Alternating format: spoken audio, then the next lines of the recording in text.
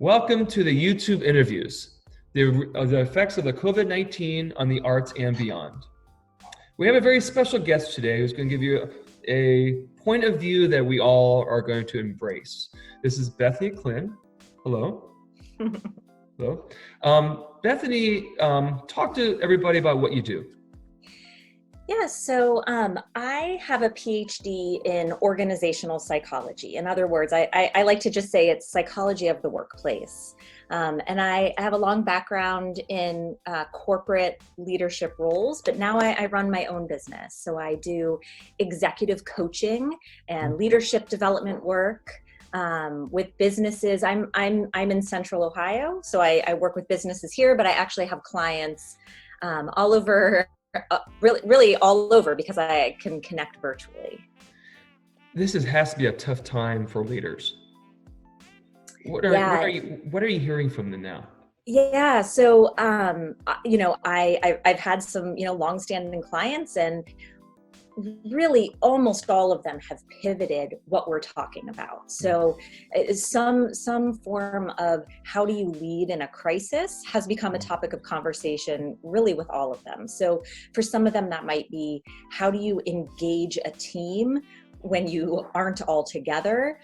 For others, it might be, I still have challenging conversations I need to have. How do I do that when I'm not face to face with someone? Others want to talk about, how do I get myself in the right mindset? Because I don't want to sort of bring the rest of my team down. Others are, facing potential layoffs in their company or on their team, and are, how does information flow? How are they going to communicate? So there are a variety of topics. And they all have pivoted a little bit into these topics of what I would just call leading in a crisis. So you talk to your clients who are leaders. How do they deal with the psychology of it? How are they able to separate between their own personal feeling, because we're all in it together, to not translating it to the team?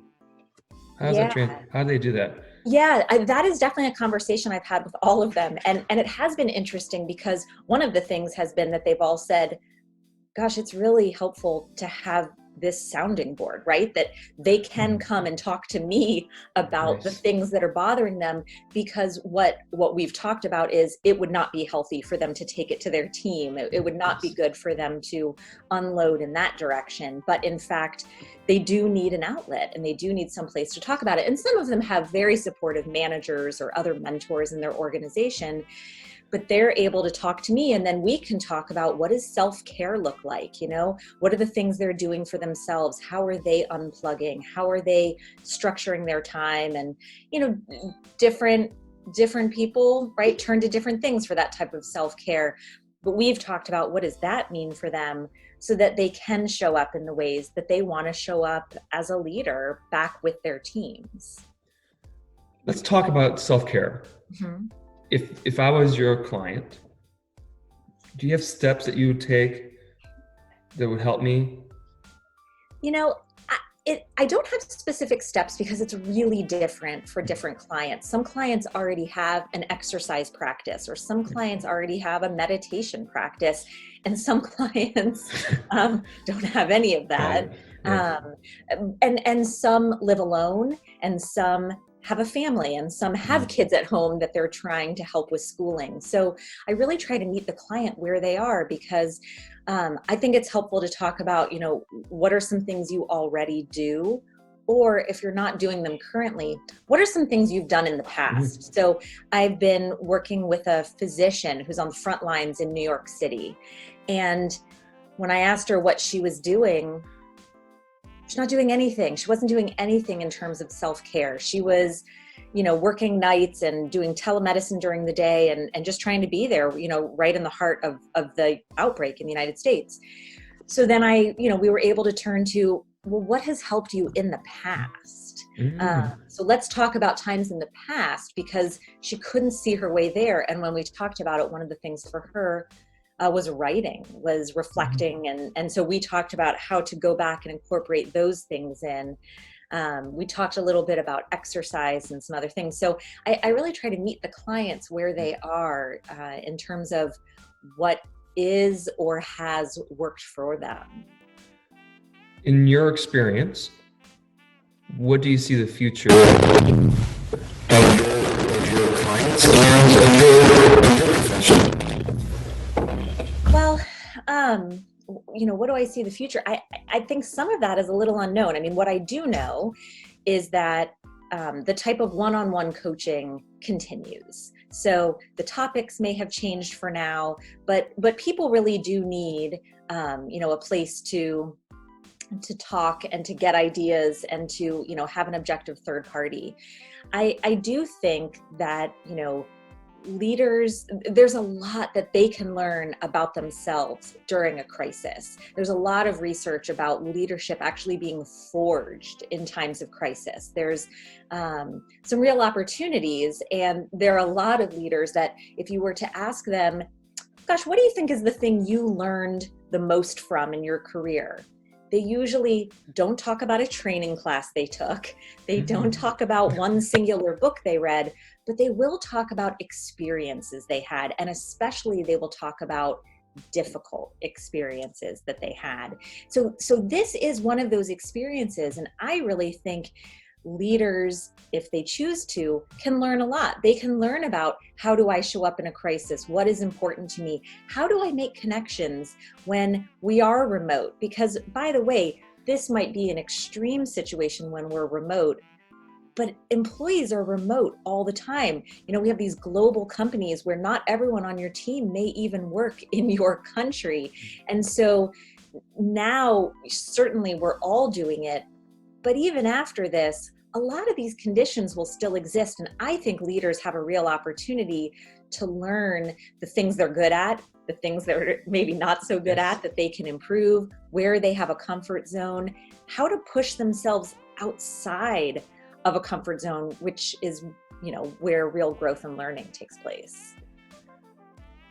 Bethany, this information is so valuable. I think even if you're not leader of a Fortune 500 company from a small company, we all are having this opportunity to reevaluate ourselves. The time that we are spending at home gives us that opportunity. It creates this almost optimistic feel.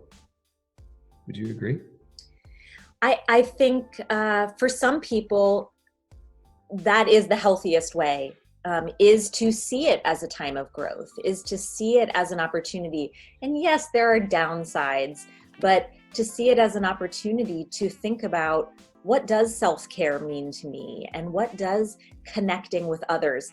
Could be people at work, but it's also loved ones and family members who you're not seeing in person. And then, what does work mean for me? What is my purpose? And how is this helping me get there? I think for those who are able to, this can be a really important time for reflection and then growth. Just to finish this off, I just have a question. What makes a good leader? It's a big question because there are a number of things, but I think if you boil it down, and I assume your question is not just during a crisis, but just in general. Just in general, yes. Good leaders, I think, start by leading themselves. They understand themselves, they're curious about themselves, and then that curiosity translates to others.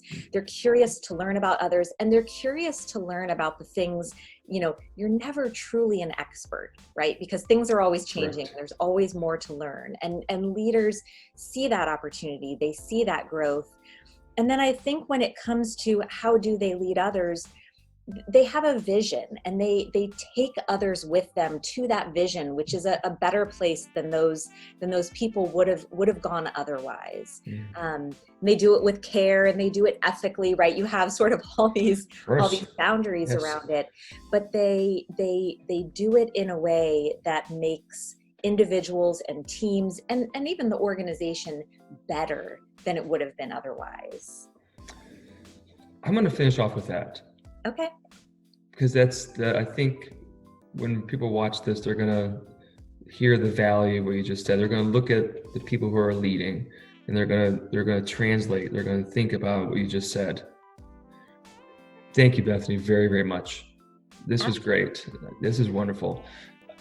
Bethany Klynn, and I appreciate it. Now tell everybody who you work for or what's your consulting. Yep, my business is called Insight Leadership Consulting.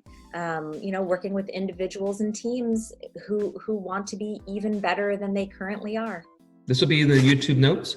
And thank you very, very much, Bethany. Really appreciate your time this morning. Thanks, Brian. Okay, bye-bye. Bye.